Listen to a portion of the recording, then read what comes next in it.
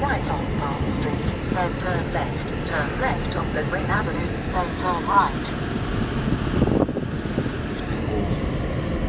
Continue 0.1 miles, then turn right on Palmer Road.